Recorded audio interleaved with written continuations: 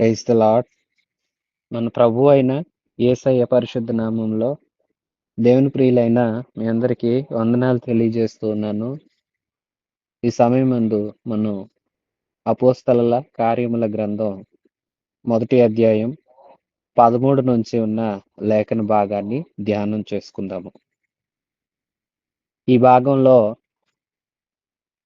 అపోస్తలులుగా దేవుడు ఎన్నిక చేసిన 12గురిలో ఒకడైన యూదా తప్పిపోయారు.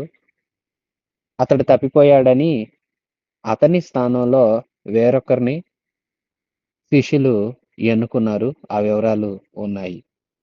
అపోస్తలుల కార్యాల గ్రంథం 1వ అధ్యాయం 13వ వచనం. వారు పట్టణంలో ప్రవేశించి తాము బస చేయుచుండిన మేడగదిలోనికి ఎక్కిపోయిరి. వారెవరనగా పేతురు, యోహాను, యాకోబు, అంద్రెయ, ఫిలిప్పు, తోమ, బర్తలోమయి, మత్తయి, అల్ఫయి కుమారుడగు యాకోబు, జొలేత అనబడిన సీమోను, యాకోబు కుమారుడగు యూదా అనువారు. వీరందరూ వీరితో కూడా కొందరు స్త్రీలను, యేసు తల్లి అయిన మరియయు ఆయన సహోదరులను ఏక మనస్సుతో ఎడతెగక ప్రార్థన చేయుచుండిరి. ప్రేసాస్లారా, ప్రభు వీరితో తెలియజేశారు కదా, మీరు యెరూషలేముని విడవద్దు, వాగ్దానం చేయబడిన ఆత్మ కోసం కనిపెట్టండి. ఆయన తర్వాత మీకేం చేయాలో అన్ని బోధిస్తాడు అని ప్రభు చెప్పిన ఆ మాటలను ఇప్పుడు ఆ మాటలకు వారు లోబడుతూ యేసుక్రీస్తు శిష్యులైన 12 మంది, అలాగే మరికొందరు స్త్రీలు ఉన్నారు, పురుషులు ఉన్నారు. యేసు ప్రభు తల్లి అయిన మరియ తల్లి, అలాగే మనం చూస్తాము ఇంకా ఆయన సహోదరులు కూడా ఉన్నారు. వీరందరట ఎడతెగక ప్రార్థన చేస్తున్నారట. ప్రియశ్వాసులారా, ఈ ఎడతెగక అనే పదము ఈ మొదటి అధ్యాయంలోనే కాదు, 2వ అధ్యాయంలో కూడా కనిపిస్తుంది. ప్రార్థన విడవకుండా చేయాలి. ఏదో గుర్తు వచ్చినప్పుడో అవసరం వచ్చినప్పుడో కాదండి. నిత్యము ఎడతెగక అన్ని వేళలా ప్రతి పరిస్థితిలోనూ ప్రతి దినము మనం ప్రభు వద్ద, ప్రభు పాదాల దగ్గర ప్రార్థించుకొని ప్రభుతో మనం మాట్లాడి మనం కూడా ప్రభు స్వరాన్ని విని అనుభవంలోనికి మనం రావాలి. విడవక ప్రార్థన చేయాలి. కొందరు రకరకాల కారణాలు చెప్తారు, ప్రార్థన రాదని కూడా అంటారు. ఇలాంటి సాకులు చెప్పుకొని ప్రార్థన చేయకుండా ఉండటానికి వారు వెనకంజ వేస్తారు. అలా ఉండకూడదు. ప్రభుని నిత్యము మనం ఎప్పుడు ప్రార్థించుకుంటూ ఉండాలి. 15వ వచనం. ఆ కాలమందు ఇంచుమించు 120 మంది సహోదరులు కూడి ఉండగా పేతురు వారి మధ్య నిలిచి ఇట్లనెను, సహోదరులారా, యేసును పట్టుకొనిన వారికి త్రోవ చూపిన యూదాను గూర్చిన పరిశుద్ధాత్మ దావీదు ద్వారా పూర్వం పలికిన లేఖనము నెరవేరవలసి ఉండెను. అతడు మనలో ఒకనిగా ఎంచబడిన వాడై ఈ పరిచర్లో పాలు పొందెను. ఈ యూదా ద్రోహము వలన సంపాదించిన రోకలనిచ్చి ఒక పొలము కొనెను.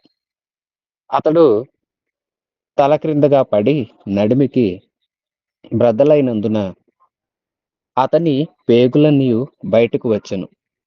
ఈ సంగతి యెరూషలేములో కాపురమున్న వారందరికీ తెలియవచ్చును గనుక వారి భాషలో ఆ పొలము అకెల్దెమ అనబడి ఉన్నది.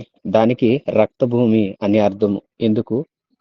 ప్రమాణముగా అతని ఇల్లు పాడైపోవునుగాక, దానిలో ఎవడును కాపురముండకుండా పోవునుగాక, అతని ఉద్యోగము వేరొకడు తీసుకొనుగాక అని కీర్తనల గ్రంథంలో వ్రాయబడి ఉన్నది. కాబట్టి యోహాను బాప్తిస్మం ఇచ్చినది మొదలుకొని ప్రభువైన యేసు మన యొద్ద నుండి పరమునకు చేర్చుకొనబడిన దినము వరకు ఆయన మన మధ్య సంచరించుచుండిన కాలమంతయు మనతో కలిసి ఉన్న వీరిలో ఒకడు మనతో కూడా ఆయన పునరుత్థానమును గూర్చి సాక్షి అయి ఉండుట ఆవశ్యకమని చెప్పాను. వాళ్ళ మధ్యలో పేతురు నిలవబడ్డాడు. ఇంచుమించు మేడగదిలో 120 మంది ఉన్నారు. బహుశా యేసుక్రీస్తు ప్రభు పస్కా భోజనం చేసిన మేడగదే అయి ఉండవచ్చు. ఆ స్థలమందు పేతురు నిలబడి వారందరితో మాట్లాడుతున్నాడు. యూదాను జ్ఞాపకం చేస్తున్నాడు. ఇదిగోండి, యూదా ఈ పరిచర్యకు పిలువబడ్డాడు. ఈ పరిచర్యలో పాలు పొందాడు. కానీ యోగ్యుడుగా ఉండక ద్రోహిగా మిగిలాడు. ద్రోహిగా నిలిచి యేసుక్రీస్తుని అప్పగించడానికి దుర్మార్గులకు సహకారిగా ఉండి దారి చూపాడు. అయితే అతను ద్రోహం వలన సంపాదించుకున్నాడు. రోకలు ఇచ్చి పొలం కొన్నాడు అన్నారు. యూదా ప్రభువుని అప్పచెప్పినందుకు మత నాయకులు అతనికి కొంత ధనం ఇచ్చారు. అయితే ఆ ధనం యూదా వారికే తిరిగి ఇచ్చే ప్రయత్నం చేశాడు. అవి తిరిగి ఇచ్చి ఇతడు వచ్చి ఉరి పెట్టుకుని చనిపోయాడు. ఉరి పెట్టుకుని చనిపోయిన సందర్భంలో చెట్టు కొమ్మ విరిగిందో లేదా తాడు తెగిందో కానీ మొత్తానికి నడిమికు బ్రద్దలైపోయినట్లుగా పొట్టలో పేగులు కూడా బయటకు వచ్చేసి దారుణమైన చావుని చూడడానికి కూడా ఒక భయంకరమైన దృశ్యంగా అతని చావు ఉండింది. అలా జరిగిందని అతని స్థితి ఏంటో అందరికీ తెలిసిపోయింది. అయితే అతను వదిలిపెట్టేసిన దండం మీద యాజకులే కొంత భూభాగాన్ని కొన్నారు. అందుకే పేతురు ఇలా మాట్లాడుతున్నాడు. ద్రోహం వలన సంపాదించాడట. ప్రియవిశ్వాసులారా, ప్రభువుని ఆరాధిస్తున్న మనం న్యాయముగా ఉండాలి. ఎందుకంటే మన ప్రభు నీతి న్యాయాలు కలిగిన దేవుడు. చూసారా, యూదా అక్రమంగా ధనం తెచ్చుకుంటే ఏం లాభం? ఆనందించాడు. వ్యర్థముగా పోయింది కదా, అతని సంపాదన పోయింది. సాక్షాత్తు యేసు ప్రభువుని అప్పచెప్పేసి ఇతడు సుఖంగా లేకుండా ఊరి పెట్టుకుని చచ్చాడు. అతని ఇల్లు పాడైపోయింది. పేతురు లేఖనాలను ఎత్తి మాట్లాడుతున్నాడు. ప్రభు శిష్యుడిగా మారాడు. ప్రభు యొక్క కృపను పొందుకున్నాడు. ఎప్పుడైతే ప్రార్థనలో ఎడతెగకుండా ఉంటున్నాడో ఇతనికి లేఖనాల మీద కూడా నమ్మకం వచ్చింది. ఏ లేఖనం ఎవరి గురించి వ్రాయబడింది అన్న విషయాలు కూడా కొద్ది కొద్దిగా గ్రహించగలుగుతున్నాడు. చూడండి పేతురుని. ఎవరైతే ప్రభువుతో ఎక్కువ సమయాన్ని వ్యత్యసించుకుంటారో, ప్రభు దగ్గర సమయాన్ని గడుపుతారో, వారి సమయాన్ని ప్రభుతో ఉండటం కోసం, ప్రార్థించుకోవడం కోసం, వాక్య ధ్యానం చేయడం కోసం ఎవరైతే కేటాయించుకుంటారో వారు లేఖనాలను గ్రహించగలుగుతారు. దేవుని మాటలు తెలుసుకోగలుగుతారు. ప్రతిదాని విషయంలో దేవుడు వారికి కృపను అనుగ్రహిస్తాడు. పేతురు లేఖనాలు ఎత్తి మాట్లాడుతున్నాడు. కీర్తనల గ్రంథం 69వ అధ్యాయం 25వ వచనం, అలాగే 109వ కీర్తన 8వ వచనంలో పేతురు ఇక్కడ చెప్పిన మాటలు ఉన్నాయి. అతని ఇల్లు పాడవును గాక, అతని కలిగినదంతా ఉండకపోవును గాక, అలాగే అతని ఉద్యోగం వేరొకడు దక్కించుకొను, అలాంటి విషయాలని 69వ కీర్తనలోను అలాగే 109వ కీర్తనలోను గ్రంథస్థం చేయబడ్డాయి. ఆ లేఖన భాగాలను ఎత్తి మాట్లాడుతూ, సహోదరులారా, ఆయన మన మధ్య సంచరించుచు ఉన్న ఆ దినములన్నీ ఆయనతో ఉన్నప్పుడు, ఆయన మనతో ఉన్నప్పుడు, అలాగే ప్రభు పరమునకు చేర్చబడ్డారు కదా, ఆయన ఉన్నప్పటి నుంచి ఇప్పుడు వరకు కూడా మనతో ఉన్న ఈ సహోదరుల్లో ఒకరిని మనం యోధా స్థానంలో నియమించుకుందాము, ప్రభు పునరుత్థానాన్ని గురించి సాక్ష్యం ఇవ్వటానికి. ప్రియవిశ్వాసులారా, ప్రభు శిలువకు, ప్రభు పునరుత్థానానికి మనం సాక్షులంగా ఉండాలి. ఆయన మన కొరకు మరణించాడు. మరణించి అక్కడే ఉండలేదు,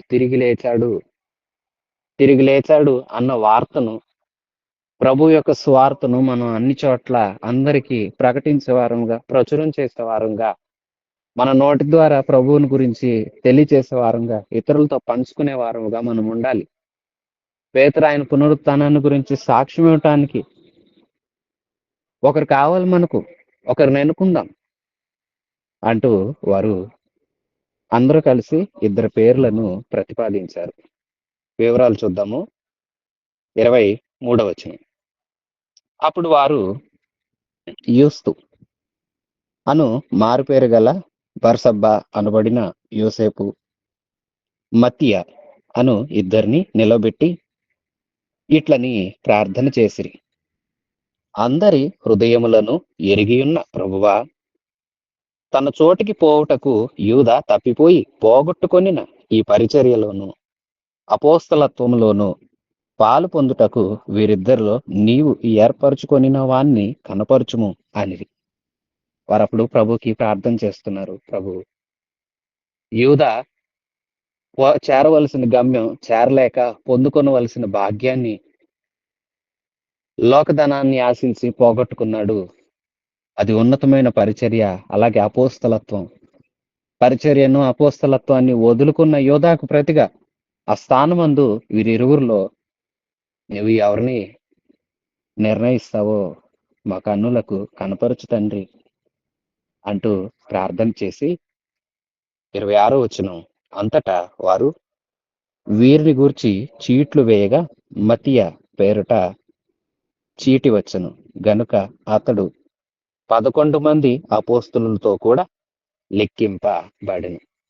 ప్రియశ్వాసులారా, యూదా స్థానమందు ఇప్పుడు ఇస్కరియోతు యూదా ద్రోహిముగా మారి ద్రోహం చేసి అక్రమంగా సంపాదించి దేవుణ్ణి అప్పచెప్పి దానితోనూ సంతోషంగా లేక తన జీవిత దినాలు కూడా ముగించేసుకొని పాడైపోయిన వాడిగా తన పదవును వేరొకడు దక్కించుకుంటాడు అని చెప్పబడిన లేఖనాలన్నీ నెరవేరినట్లుగా అతని జీవితం వ్యర్థమైపోయింది.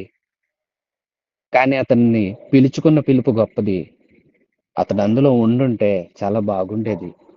ఆ పిలుపు గొప్పది, ఆ అపోస్తలత్వం గొప్పది. దానికోసం ఒకరిని ఎన్నుకుందామని పేతురు వారందరి ముందు ప్రతిపాదించారు. వారు ఇరువురిని నిలబెట్టారు, ప్రార్థన చేశారు. చీట్లు వేస్తే ఇద్దరి పేర్లలో మత్తీయ పేరు మీద చీటీ వచ్చింది. ఇక మత్తీయను అపోస్తలుల్లో ఒకడిగా ఎంచుతున్నారు. విన్న లేఖన భాగంలో నుంచి 2 విషయాలు జ్ఞాపకం చేసుకోనండి. ఒకటి, ఎడతెగక ప్రార్థన చేయాలి. ప్రార్థనలో ఎడతెగకుండా ఉండాలి. ప్రభు దేని గురించి అయితే లేఖనాల ద్వారా మనతో మాట్లాడుతున్నారో, తన వాక్కులుగా మనకి ఏవైతే బోధించారో, వాగ్దానాలు ఏవైతే ఉన్నావో వాటన్నింటి కోసం కనిపెట్టి ఎడతెగక నిత్యము ప్రార్థన చేసేవారముగా ఉండాలి. ప్రార్థన చాలా గొప్పది. దేవునితో సంభాషించడం, దేవునితో మాట్లాడుకోవడం అనే అనుభవం చాలా గొప్పది. దేవుని దగ్గరకు చేరి ఆయన పాదములు పట్టుకొని అరామర లేకుండా, ప్రభు నీవు గొప్ప దేవుడవు అంటూ ఆయన స్తుతిస్తూ మనకు కలిగి ఉన్న వాటిని గురించి, దేవుని చేత మనం పొందుకున్న వాటి విషయంలో కృతజ్ఞతాస్తుతులు చెల్లిస్తూ ప్రభు నామాన్ని మనం గొప్ప చేస్తూ మనల్ని మనం తగ్గించుకుంటూ మన స్థితి ఏదో అవసరతలేవో మన ప్రభువుకి వినయ మనస్సు తెలియచేసుకుంటూ నశించిపోతున్న మన వారందరి కోసం మనం ప్రార్థిస్తూ, మనం ఏ స్థానం మందు ఉన్నామో, ఏ పరిచర్యలో మనం అంటు కట్టబడ్డామో ఆయా పరిచర్యల కొరకు కూడా ప్రార్థిస్తూ, సేవకుల కొరకు ప్రార్థిస్తూ, దేశంలోనూ రాష్ట్రంలోనూ ఉన్న నాయకులైన వారి కోసం, అధికారులైన వారి కోసం, అలాగే దేశ సరిహద్దుల్లో ప్రయాసపడుతున్న సైనికుల కోసం, అన్ని రకాల వ్యవస్థల కోసం మనం ప్రార్థించవలసిన వారముగా ఉన్నాము. ప్రార్థన చెయ్యండి, ఎడతెగక ప్రార్థన చెయ్యండి. ఏవో నిర్ణయించబడిన కోటాలు, ఉదాహరణకు ప్రత్యేకమైన ప్రార్థనా కోడికలని ఆయా పరిచర్యలలో కొన్ని సందర్భాల్లో నియమించుకుంటున్నారు. ఆ నియమించబడిన ఆ ప్రార్థనా కోడికలలో తప్ప వ్యక్తిగత ప్రార్థనలో ఈ విషయాలు ప్రార్థించేవారు చాలా తక్కువ. అలా కాదండి, ఎప్పుడో గుర్తు వచ్చినప్పుడో లేదా ఒక దినము నియమించబడినప్పుడో కాదు, మనం ప్రతిదినము అందరి కోసం, అన్ని విషయాల కోసం ప్రార్థించే వారముగా మనం ఉండాలి. ఇది మంచిది అని తిమోతికి పౌలు గారు తన లేఖలో తెలియజేస్తారు. తిమోతి, నైనా రాజులందరి కోసం, అధికారుల కోసం, అందరి కోసం ప్రార్థన చెయ్యి, ఇది దేవుని దృష్టికి మంచిది అని తెలియచేస్తారు. అలాగే మనం కూడా ఎడతెగక ప్రార్థన చేయాలి. రెండో విషయం, నమ్మకత్వం. దేవుడిచ్చిన పిలుపేంటి? దేవుడు నిన్ను ఏ బాధ్యత కోసం నియమించాడు? ఆ బాధ్యత నుండి సడలిపోతున్నావా? తప్పిపోయి ఇష్టానుసారమైన జీవితాన్ని జీవిస్తూ, నీకు నచ్చినట్లుగా బ్రతుకుతూ, దేవుని ఉన్నతమైన సంకల్పాన్ని నువ్వు గమనించుకోకుండా, గుర్తించుకోకుండా వ్యర్థముగా నీకు నచ్చిన దానికోసం ప్రయాసపడి, దేవుడు ఏ బాధ్యత కోసం లేదా ఏ పని కోసం నిన్ను నియమించాడో, ఏ పిలుపుతో నిన్ను పిలిచాడో ఆ పిలుపుని మర్చిపోయావా యూదాలాగా? యూదా మరిచిపోయి ధనము కోసం పరిగెత్తినందుకు, ధనం వలన సంతోషం కలగలేదు, నమ్మకంగా లేనందుకు అపనమ్మకస్తుడిగా మిగిలిపోయాడు, గొప్ప భాగ్యాన్ని కోల్పోయాడు. అలాంటి అపనమ్మకస్తులముగా మనముండక ప్రభు దేని కొరకు పిలిచాడు, ఏది మన ద్వారా ఆయన చేయించదలుచుకుంటున్నాడు, ఏది మన ద్వారా ఆయన చేయాలని ఉద్దేశిస్తున్నారు, ఆ కార్యాలను మనం శ్రద్ధ గలవారమే. ప్రభు ఆశించిన కార్యాలు మన ద్వారా జరగాలి, ప్రభు చిత్తం మన ద్వారా నెరవేర్చబడాలి, ప్రభు యొక్క పని మనం చెయ్యాలి. నిన్ను ఏ పని కోసం ప్రభు సంఘంలో నియమించాడు, ఆ పనిలో నీవు నమ్మకంగా ఉండాలి. వేరొకరి పని ఆశింపకూడదు. ఏ పనిలో నీవు ఉన్నావో ఆ పనిలో నమ్మకంగా ఉండు. నిన్ను పరిచారకునిగా ఉంచితే పరిచర్య చెయ్యి, సేవకునిగా ఉంచితే బోధించు. లేదంటే కొన్ని విషయాల్లో, ఏ విషయంలో ప్రభు నిన్ను నియమించాడో ఆ విషయంలో నువ్వు నమ్మకంగా ఉండాలి. అలాగే స్వార్థ పరిచర్య చేయాలి, అనేకులకు ప్రభువుని గురించి తెలియచేయాలి. ఈ బాధ్యతలు నీ కుటుంబ బాధ్యత. కుటుంబంలోని ఇదే స్థానం, తల్లి స్థానమా, తండ్రి స్థానమా, బిడ్డ స్థానమా, ఏ స్థానమో ఆ స్థానానికి కలిగిన బాధ్యతను గుర్తించి బాధ్యతాపరులముగా, నమ్మకస్తులంగా ప్రభులో ముందుకు సాగాలి. అలా సాగినాడు ప్రభు దీవెన పొందుకుంటాము. లేదంటే యూదాలాగా ద్రోహులము, అపనమ్మకస్తులము కావలసి వస్తుంది. అపనమ్మకస్తులు కాకండి, ద్రోహులు కాకండి. ప్రభు యొక్క చిత్తమును నెరవేర్చేవారుగా, ప్రభు పిలుపును గౌరవించి పిలుపుకు తగినట్లుగా ప్రయాసపడే వారిగా ఉండాలని ప్రేమతో తెలియచేస్తున్నాను. ఎడతెగక ప్రార్థన చేయండి. అలాగే నమ్మకస్తులుగా దేవుని ఎదుట ఉండండి. అపోస్తుల కార్యాల గ్రంథం 2వ అధ్యాయాన్ని ధ్యానం చేసుకుందాము. ప్రియశ్వాసులారా, ఈ అధ్యాయంలోనే యేసుక్రీస్తు వాగ్దానం చేసిన పరిశుద్ధాత్మ వారికి అనుగ్రహించబడటం, ఆ తదుపరి ఆత్మను పొందుకున్న పేతురు ప్రసంగానికి అనేకులు రక్షణ పొందటం మనం చూస్తాము. పేతురు ప్రసంగం, పరిశుద్ధాత్మ వరం ఈ అధ్యాయంలో గొప్ప విషయాలుగా మనం పరిగణిస్తాము. అపోస్తుల కార్యాల గ్రంథం 2వ అధ్యాయం మొదటి నుంచి. పెంతెకొస్తు పండుగ దినం వచ్చినప్పుడు అందరూ ఒక చోట కూడి ఉండిరి. అప్పుడు వేగముగా వీచు బలమైన గాలి వంటి ఒక ధ్వని ఆకాశము నుండి అకస్మాత్తుగా వారు కూడి ఉన్న ఇల్లంతయు నిండెను.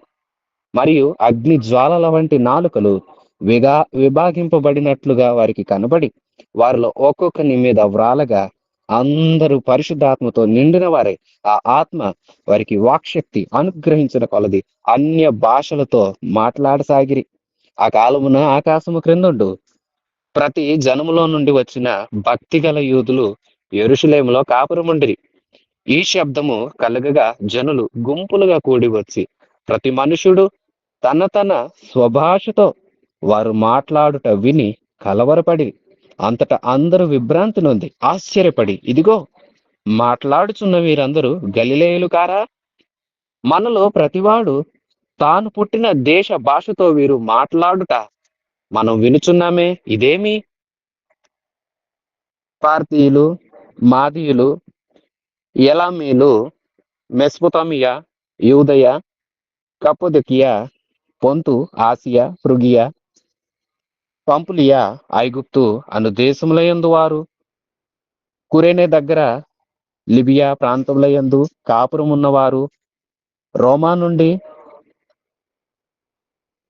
పరవాసులుగా వచ్చిన వారు, యూదులు, యూదమత ప్రవిష్టులు, క్రేతీయులు, అరబీయులు మొదలైన మనమందరము వీరు మన భాషలతో దేవుని గొప్ప కార్యములను వివరించుట వినుచున్నామని చెప్పుకొనిరి. ప్రియశ్వాసులారా, చూడండి, ఇదిగో ప్రభు సెలవిచ్చారు. నేను మీకు వాగ్దానం, తండ్రి వలన మీకు దయచేయబడే ఆత్మల గురించి చేసిన వాగ్దానం నెరవేర్చబడుట కోసం, మీరు పరిశుద్ధ ఆత్మను పొందుకునటం కోసం యెరూషలేమును విడవక ప్రార్థన ఎందుకు కనిపెట్టండి అని ప్రభు చెప్పినట్లుగా వారు ప్రార్థనలో కనిపెడుతూ ఉన్నారు. అదిగో అది పెంతెకొస్తు అనే పండగ. ఆ పండగ దినాన్ని కూడా వారు యథావిధిగా ఉదయాన్నే ఆ స్థలమందు కూడుకున్నారు, ప్రార్థన చేస్తూ ఉన్నారు. అకస్మాత్తుగా ఒక గాలి వీస్తూ ఉన్న శబ్దం, అలా గాలి వీస్తున్న శబ్దము వారికి వినిపించింది. ఒక గాలి వీస్తున్నట్లుగా అనిపించింది. అగ్ని వారికి కనిపించింది. అగ్ని నాలుకలుగా విభాగింపబడి ఒక్కొక్కరి మీద వ్రాలగా ప్రతి వారు ఆత్మతో నింపబడ్డారు. దేవుని స్తుతిస్తూ ఉన్నారు. వారికి వాక్శక్తి అనుగ్రహించబడిన కొలది అన్య భాషలతో వారు మాట్లాడుతూ ఉన్నారు. అందరూ భాషలతో ప్రభుని స్తుతిస్తూ ఉన్నారు. ఆ యెరూషలేం ప్రాంతంలో ఇతరితర దేశాల వారు, ఇతరితర భాషల వారు ఆ శబ్దం విని ఏంటి అక్కడ ఒక పెద్ద శబ్దం వస్తుంది అంటూ గుంపులు గుంపులుగా కూడి వచ్చినప్పుడు ఇక్కడ మేడగదిలో ఉన్న వీరు, దేవుని ఆత్మ పొందుకున్న వీరు, దైవ కార్యాలు అన్ని రకాల భాషలలో, ఆయా రకాల భాషలలో స్తుతిస్తూ కార్యాలు వివరిస్తూ ఉన్నారు. వీరు ఆశ్చర్యపోతున్నారు. వీళ్ళందరూ గలిలేయులు కదా! వీరికి ఎలాగ మన భాషలొచ్చు? మనం ఏ భాషలతో మన దేశంలో ఉండి మాట్లాడుకుంటాం, ఆ భాషలన్నిట్లో వీరు మాట్లాడుతూ దైవ కార్యాలను వివరిస్తున్నారు. భాషలు మాట్లాడటం అంటే దేవుని కార్యాలను వివరించడం, దేవుణ్ణి స్తుతించడం. ఉచ్చరింప సఖ్యము కాని మూలుగుల చేత పరిశుద్ధాత్మ దేవుడు మన చేత ప్రార్థన చేయిస్తారు. మన చేత స్తుతింప చేస్తారు. ఇతర భాషల్లో మనం ఎరగని భాషలో దేవుడు మన చేత స్తుతిస్తాడు. పరిశుద్ధాత్మ దేవుడు తండ్రిని ప్రభువుని మనం స్తుతించేటట్లుగా వాక్శక్తి అనుగ్రహిస్తాడు. అందరూ భాషల వరమే పొందుతారు అని లేదు. పరిశుద్ధాత్మ వరాలు అనేకములుగా ఉన్నవి. దేవుడు ఎవరికి ఏది ఇవ్వాలని నిర్ణయించుకుంటారో ఆ వరం వారికి అనుగ్రహిస్తారు. ఆ వరాన్ని వారు పొందుకుంటారు. పొందుకున్న వారు ఆ భాషల్లో స్తుతిస్తూ ఉంటే వీరిని చూచి అనేకులు ఆశ్చర్యపోయారు. అందరూ విభ్రాంతి నొందారట ప్రియవిశ్వాసులారా. అదిగోండి అపోస్తలులకు ప్రభు చెప్పాడు, ఎదురు చూడండి, కనిపెట్టండి. వారు ఎదురు చూచారు, ఎడతెగక ప్రార్థించి కనిపెట్టారు. దేవుడు వాగ్దానం చేశాడు. ఇదిగో ఈ 2వ అధ్యాయంలో ఈ సంఘటన తరువాత సువార్త విస్తరింపబడటానికి ఆత్మదేవుని కార్యాలు ఇక చాలా ఘనముగా జరుగుతూ వచ్చాయి. అపోస్తల కార్యాల గ్రంథంలో ఇంచుమించు 30 సంవత్సరాల చరిత్ర వ్రాయబడింది. అలాగే మనం ఇంకా ఆ తర్వాత సంవత్సరాల్లో, శతాబ్దాల్లో ఏం జరిగిందో మనకు చరిత్ర పుస్తకాలు వేరువేరుగా వేరే వేరే భక్తులు రాసిన రకరకాల చరిత్ర పుస్తకాల్లో చరిత్రలు చదువుకోవచ్చు. కానీ బైబిల్ గ్రంథంలో మొదటి శతాబ్దంలో పరిశుద్ధాత్మ పొందుకున్న తర్వాత ఇంచుమించు కొన్ని సంవత్సరాల వరకైన జరిగిన వివరాలు మాత్రమే బైబిల్ గ్రంథంలో లిఖితాలయ్యాయి. కానీ నాటి కురవబడిన, కుమ్మరించబడిన పరిశుద్ధాత్మ శక్తి నేటికి ప్రజలకు అనుగ్రహించబడుతూ నేటికి ప్రజల మధ్యలో ఆత్మదేవుడు అనేక కార్యాలు జరిగిస్తూ సంఘమును విస్తరింపచేస్తూ సంఘమును ఉజ్జీవింపచేస్తూ సంఘమును లోకములోని పాపమును గురించి, దేవనీతిని గురించి, దేవుడు తీర్చబోయే తీర్పును గురించి ప్రతి సందర్భంలోనూ ప్రతి సమయంలోనూ నాటి నుండి నేటి వరకు, నేటి నుండి ప్రభు వచ్చే వరకు ఒప్పింప చేస్తారు. మనుషుల్ని దేవుడికి ఇష్టలుగా మారుస్తాడు పరిశుధాత్మ దేవుడు. ఆత్మను పొందుకోవాలి. దేవుని ఆత్మ చేత ప్రతివారు నింపబడాలి. అలాగూ నింపబడాలంటే 1 కనిపెట్టి ప్రార్థన చేయాలి. 2 గత పాఠంలో చెప్పాను కదా, పరిశుద్ధంగా బ్రతకాలి. పరిశుద్ధత లేని వారికి పరిశుద్ధాత్మ వరము అనుగ్రహించబడదు. పరిశుద్ధాత్మ ఎవరికైతే అనుగ్రహించబడాలని ఆశపడుతున్నారో వారు పరిశుద్ధులుగా జీవించాలి. దేవుని వాగ్దాన నెరవేర్పు కోసం కనిపెట్టాలి. రకరకాల అభిప్రాయాలు, భేదాలు ఉన్నాయి. భేదాలు, అభిప్రాయాలు మనం పట్టించుకోవలసిన అవసరం లేదు. మనం దేవుని యందు విశ్వాసం గలవారమై ఉండి దేవునికి ఇష్టంగా పరిశుద్ధంగా బ్రతుకుతూ మనలో ఉండి మన ద్వారా కార్యాలు ఆయన చిత్తాన్ని ప్రభుకి మనల్ని మనం సమర్పించుకోవాలి. విశ్వాసులారా, ఆత్మను పొందుకున్నారు అపోస్తలులు. అలాగే ఇంకా ఆ ప్రాంతంలో ఆ మేడగదిలో ప్రార్థనలో ఏకీభవించిన వారందరూ ఆత్మచేత నింపబడ్డారు.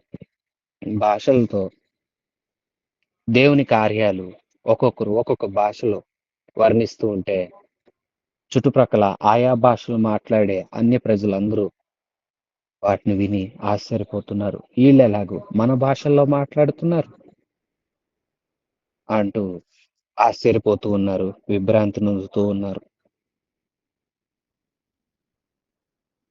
12వ వచనం, అందరూ విభ్రాంతి నొంది ఎటు తోచక ఇదేమగునో అని ఒకనితో ఒకడు చెప్పుకొనిరి. కొందరైతే వీరు క్రొత్త మద్యముతో నిండి ఉన్నారు అని అపహాస్యము చేసిరి.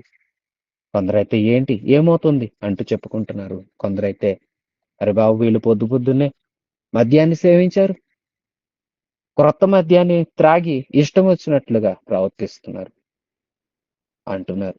చూసారా, నేటికి ఆత్మను పొందుకుని ఆనందిస్తున్న వ్యక్తులను చూసి అపహాస్యం చేసేవారు ఉన్నారు. అపహాసకులు ప్రతి తరంలోనూ ప్రతి చోట ఉంటూనే ఉంటారు. అపహాసకుల్ని కాదు, దేవుని శక్తిని మనం చూడాలి. అపహాసకుల వైపు చూస్తే మనం దేవుని ఆనందించలేము, దేవునిలో ముందుకు సాగలేము. ప్రియశ్వాసులారా, మీరు దేవునిలో ముందుకు సాగుతున్నారా? 14వ వచనం, అయితే పేతురు ఆ 11 కూడా లేచి నిలిచి బిగ్గరగా వారితో ఇట్లా నేను, యోదయ మనుషులారా, యెరూషలేములో కాపురమున్న సమస్త జనులారా, ఇది మీకు తెలియగాక, చెవియొగ్గిన మాట వినుడి. మీరు ఊహించినట్లు వీరు మత్తులు కారు, ప్రొద్దు గొడిచి జామైనా కాలేదు. యోవేలు ప్రవక్త ద్వారా చెప్పబడిన సంగతి ఇదే, ఏమనగా అంత్య దినములయందు నేను మనుషులందరి మీద నా ఆత్మను కుమ్మరించెదను. మీ కుమారులను మీ కుమార్తెలను ప్రవచించెదరు. మీ యవనులు దర్శనములు కలుగును, మీ వృద్ధులు కలలు కందురు. ఆ దినములలో నా దాసుల మీదను నా దాసురాండ్ర మీదను నా ఆత్మను కుమ్మరించెదను గనుక వారు ప్రవచించెదరు. పైని ఆకాశమందు మహత్కార్యములను, క్రింద భూమి మీద సూచక క్రియలను, రక్తమును అగ్నిని పొగ ఆవిరిని కలగచేసెదను. ప్రభువు ప్రత్యక్షమగు ఆ మహాదినము రాకమునుపు సూర్యుడు చీకటిగాను చంద్రుడు రక్తముగాను మారుదురు. అప్పుడు ప్రభువు నామము బట్టి ప్రార్థన చేయు వారందరూ రక్షణ పొందుదురని దేవుడు చెప్పుచున్నాడు. ఇశ్రాయేలీలారా, ఈ మాటలు వినడి. దేవుడు నజరేయుడగు యేసు చేత అద్భుతములను మహత్కార్యములను సూచక క్రియలను మీ మధ్య చేయించే ఆయనను తన వలన మెప్పు పొందిన వానిగా మీకు కనపరచును. ఇది మీరు ఎరుగుదురు. దేవుడు నిశ్చయించిన సంకల్పమును ఆయన భవిష్యత్ జ్ఞానమును అనుసరించి అప్పగింపబడిన ఈయనను మీరు దుష్టుల చేత సిలువ వేయించి చంపితిరి. మరణము ఆయనను బంధించి ఉంచుట అసాధ్యము గనుక దేవుడు మరణ వేదనను తొలగించి ఆయనను లేపెను. దేవుని పరిశుద్ధ నామానికి మహిమ కలుగును గాక. ప్రియశ్వాసులారా, చూసారా, ఆత్మను పొందుకున్నారు, ఆత్మలో ఆనందిస్తూ ఉన్నారు. ఆ శబ్దాన్ని ఏంటో చూడాలని వచ్చిన వారేమో రకరకాలుగా మాట్లాడుతున్నారు. కొందరేమో ఆశ్చర్యచకితులైపోతున్నారు. అమ్మో, వీళ్ళెలా మన భాషల్లో మాట్లాడుతున్నారు. కొందరేమో ఏం జరిగిద్దిరా అని కలవరపడిపోతున్నారు. కొందరిలో ఆశ్చర్యం, కొందరిలో కలవరం, కొందరిలో అపహాస్యం. ఏదో జరుగుతుంది, ఏంటి వీళ్ళు పొద్దు పొద్దునే త్రాగారా అంటున్నారు. ఇలాంటి మాటలన్నీ వింటున్న పేతురు ఆత్మచేత నిండిన వాడై, ఆత్మ నింపుదల గలవాడై వారందరి మధ్యలో లేచి బలముగా మాట్లాడుతున్నాడు. మీకు ఇది తెలియాలి, అందరూ వినండి. ఇదిగో, మీరు అనుకున్నట్లు వీరు మత్తులు కారు, రొద్దుపొడిచి జామైనా కాలేదు కదా. మీరు తెలుసుకోండి, ఇది యోవేలు ప్రవచనం. చూసారా, మొదటి అధ్యాయంలో మనం చూసాము, కీర్తనల గ్రంథంలో ఉన్న మాటలను ఉటంకించి ఇస్కరియోతు యోధాను గురించి వ్రాయబడ్డవని స్పష్టంగా చెప్తున్నాడు. ఇక్కడ కూడా ఇది యోవేలు ప్రవచనం. యోవేలు ప్రవక్త ద్వారా దేవుడు పలికించాడు, అంత్య దినాల్లో మనుషులందరి మీద నేను నా ఆత్మను కుమ్మరిస్తాను. నా ఆత్మ కుమ్మరించబడిన వారు మీ కుమారులు కుమార్తెలు ప్రవచిస్తారు. యవనులకు దర్శనాలు కలుగుతాయి, వృద్ధులు కలలు కంటారు. మీ ముందు మహత్కార్యాలు సూచక క్రియలు జరుగుతాయి. ప్రభు మహాదినం వచ్చే వరకు ఆయన నామం పేరిట ప్రార్థన చేయు వారందరూ రక్షణ పొందుతారు అని లేఖనాలు చెప్పట్లేదా? ఆ లేఖనాలు మీరు చదవలేదా? నా మాటలు వినండి ఇజ్రాయేలీలారా, తెలుసుకోండి ఈ విషయాలు. ఇది యోవేలు ప్రవచనం, మత్తు కాదు. ఇది వ్యర్థమైన ఆరాధన కాదు. ప్రభు ఆత్మ చేత నింపాడు. తన దాసురాండ్ర మీద, దాసుల మీద ఆత్మను కుమ్మరిస్తానన్న దేవుడు ఇదిగో ఆ వరాన్ని మాకు ప్రసాదించారు. మేము ఆత్మలో ఆనందిస్తూ ఉన్నాము. ఇదిగో నజరేయుడైన యేసు చేత తండ్రి అయిన దేవుడు అనేక అద్భుతాలు చేయించి మీ ఎదుట దేవుని మెప్పును పొందిన వానిగా ఆయనను కనపరిస్తే మీరు దుష్టుల చేత ఆయన్ను సిలువ వేయించారు. దుష్ట పన్నాగాలు పన్నారు, దుష్టులుగా మారారు, దుష్టుల చేతికి అప్పగించి ఆయనను సిలువ వేశారు. అయితే మరణము ఆయనను బంధించి ఉంచుట అసాధ్యం గనుక మరణ వేదనలు తొలగించి దేవుడు ఆయనను లేపాడు. సిలువ వేశారంటానికి మీరే సాక్షులు, తిరిగి లేచాడంటానికి మేము సాక్షులం అంటూ ప్రసంగం మొదలు పెట్టాడు. విశ్వాసులారా, వింటున్నారా? ఆత్మను గురించిన అపోహ మీకొద్దు. ఇది యోవేలు ప్రవచనం, మా అనుభవాల్లో నెరవేరుతుంది. లేఖనాలు తెలుసుకోండి అంటూ తెలియచేస్తూ, ప్రభు నామం పేరట ప్రార్థన చేయవారికి రక్షణ దయచేయబడు. రక్షణ పొందాలంటే ఆ యేసుని తండ్రి మనకు ముందు కనపరిచాడు, అద్భుతాలు చేయించాడు, మాతృకార్యాలు చేయించాడు. మీరు నమ్మలా. పైగా దుష్టుల చేత సిలువ వేయించారు. సిలువను గూర్చిన వార్త నశించుచున్న వారికి వెరితనంగా కనిపిస్తున్నట్లుగా మీరందరూ వెరితనంగా ఎంచుతున్నారా? ఆయనను మీరు చూశారు కదా, ఆయన కార్యాలు ఎటువో మీరు చూశారు కదా, ఎలాంటి కార్యాలు ఆయన ద్వారా జరిగించబడ్డాయో మీరు చూశారు కదా. చూచిన మీరు ఓర్వలేని వారై దుష్టుల చేత సిలువ వేయించారు. కానీ తండ్రి ఆయనను లేపారు. సజీవుడిగా ఆయన లేచాడు. విశ్వాసులారా, ప్రభువుని చూడండి. ఆయన దుష్టుల చేతికి అప్పగించబడ్డారు, వేదనలను అనుభవించారు. చూసారా? ఆయన అనేక గాయాలను, శ్రమలను పొందుకున్నారు. మోమున ఉమ్ము ఊశారు, తల మీద ముండ్ల కిరీటం పెట్టారు, కాళ్ళ చేతుల్లో మేకులు కొట్టారు, సిలువలో ఆయన్ను వేలాడదీశారు. ఆయన మీద కొరడాలతో చాళ్ళుగా ఆయన వీపును దున్నారు, ప్రక్కలో బల్లెపు పోటు పొడిచారు, పిడిగుద్దులు గుద్దారు, అపహాస్యం చేశారు. ఇన్ని వేదనలను ఆయనకు వారు చూపించారు, వేదనల పాలు చేశారు. అయితే ప్రభు అన్నింటినీ సహించింది ఎందుకు? మన కోసం. ఆయన మరణించాడు, మీరు చంపేశారు, మీకు తెలుసు. కానీ ఆయన తిరిగి లేచాడు. తిరిగి లేచి తండ్రి వద్దకు వెళ్ళిన దేవుడు ఆయన వాగ్దానం చేసిన ఆత్మ, యోవేలు ద్వారా ప్రవచించబడిన ఆత్మ అనుగ్రహించబడింది. ఆత్మ పొందుకున్నవారు వృద్ధులు కలలు కంటారు. దేవుడు జరగబోతున్న వాటిని కలల రూపంలో తెలియచేస్తారు. యవనులకు దర్శనాలు కలిగిస్తారు. కుమారులు కుమార్తెలు ప్రవచిస్తారు జరగబోతున్న వాటిని. దేవుడు ఏవైతే చెప్పాలనుకుంటున్నాడో, దేవుడు ఏవైతే మనిషికి తెలియచేయాలనుకుంటున్నాడో ఆ సంగతులను ప్రవచిస్తారు. జరగబోతున్న వాటిని ప్రవచనం ఎత్తి ప్రవచిస్తారు. ఇది ఆత్మానందం. భాషలు మాట్లాడతారు, దేవుణ్ణి స్తుతిస్తారు, దైవ కార్యాలను చూస్తారు, వాటిలో ఆనందిస్తారు అంటూ యోవేలు ప్రవచనాలను ఎత్తి మాట్లాడుతున్నాడు పేతురు. ప్రియశ్వాసులారా, చూడండి, మొదటి అధ్యాయంలో మనం చూసాము, పేతురు నిలబడి యూదాను గురించి మాట్లాడుతున్నాడు. అతడు ద్రోహులంగా ఉండకూడదు, దేవునికి నమ్మకమైన మంచి పనివారముగా మనం ఉండాలి. దేవుడు ఏ పని అప్పచెప్పాడో అది నమ్మకంగా చేయాలి. దేవుడు వాగ్దానం చేశాడు, నెరవేరాలా? అయితే ఎడతెగక ప్రార్థన చెయ్యి, విసిగిపోవద్దు. దేవుడు నీ పక్షాన కార్యం చేసే వరకు నీవు ప్రార్థించు. ప్రార్థన బలముగా చేయాలి. ఆ తర్వాత మనం చూస్తే దేవుని మహాకృపను బట్టి మనం 2వ అధ్యాయంలో చూసాము, వారు కనిపెట్టిన వారికి దేవుడు వరాన్ని అనుగ్రహించారు. పరిశుద్ధాత్మ కుమ్మరింపు జరిగింది.